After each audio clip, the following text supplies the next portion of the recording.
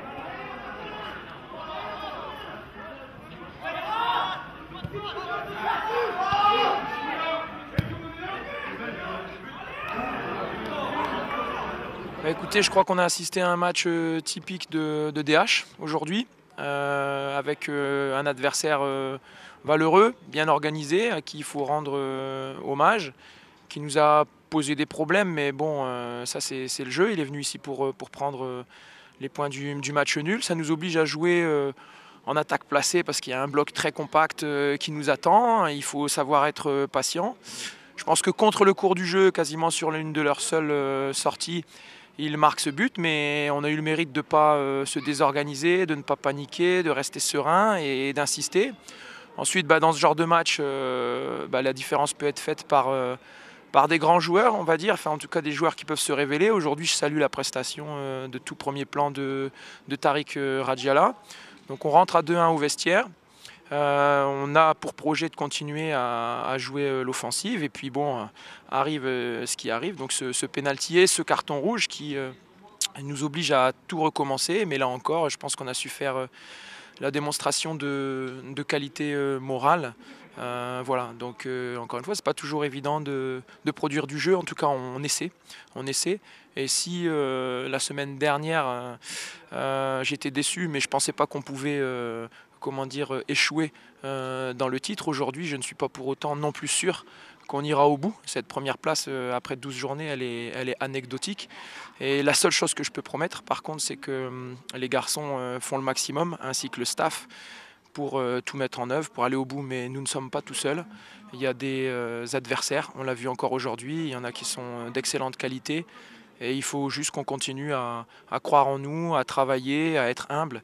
Et puis on verra bien à la fin ce qui peut se passer. Mais là, il faut féliciter les garçons encore une fois pour leur vertu morale et puis le résultat. Parce que le plus important, c'est le résultat. Il y a un beau retour de Pilou, tiens. Oui, donc on salue aussi le retour de Pilou qui nous a fait du bien. Mais globalement, je pense qu'il n'y a pas beaucoup de garçons qu'on peut incriminer sur ce genre de match, tant tout le monde a donné. Donc de toute façon, c'est ce que je leur ai dit dans le vestiaire aussi, le groupe s'étoffe, on récupère des blessés, on va récupérer des suspendus. Je pense à Anthony Botalico. Ça fait que j'ai une vingtaine de joueurs à ma disposition qui postulent. Et les choix deviennent de plus en plus difficiles à faire, mais bon, c'est à moi de les faire et de les assumer.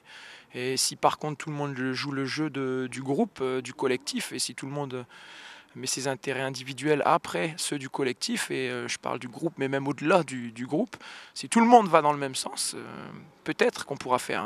Moi, j'ai aucune certitude sur le fait qu'on ira au bout. Par contre, j'ai la certitude, c'est que je et le groupe donnera le maximum.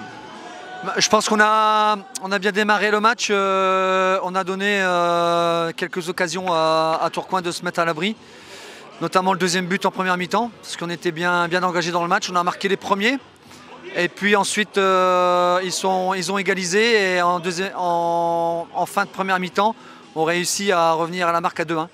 À 2-2, c'était autre chose aussi. On est bien revenu dans le match.